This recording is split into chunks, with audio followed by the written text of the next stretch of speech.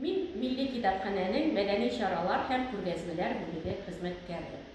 Без ай сайын үзебезнең бүлектә күргәзмәләр куябыз. Март айында 27 мартта Халыкара театр көне билгеләнеп үтелә. Менә безнең яраткан актерларның таныш йөзләре дигән күргәзмә 20 елда юбилейларын билгеләп үтүче артистларга багышлана. Безнең күргәзмәдә Татарстан театрлары турында китаплар күп. Менә шуларның берсе Камал театрына 100 ел тулуга чыгарылган басма. Монда театрның тарихы, тормышы бик ачык сүрәтләнгән. Шулай ук республикабызның башка театрлары, Буа театры, Карел исемендәге театр, Шаллы һәм башка театрлар турында да күргәзмәдә урын алган. Ә инде юбилейларга килгәндә,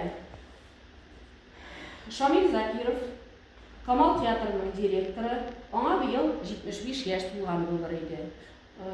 Ул үлгәннән соң чыккан китап Балкыш дип атала, бик затлы эшләнгән.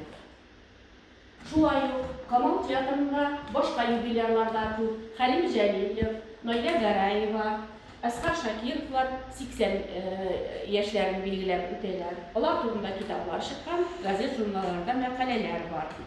Татарстан яшьләренең 61 елгы санында Наилә Гәрәеваның яшь вакыты турында талант сәхнәгә баса дигән мәкалә басылган. Ул да сезнең өчен кызыклы булыр. Башка театрларның юбилейлары турында да мәкаләләр күргәзмәдә урын алган. Сез бу басмалар турында Милли китапханә сайтыннан тулырак таныша аласыз. Укыгыз, кызыксыныгыз.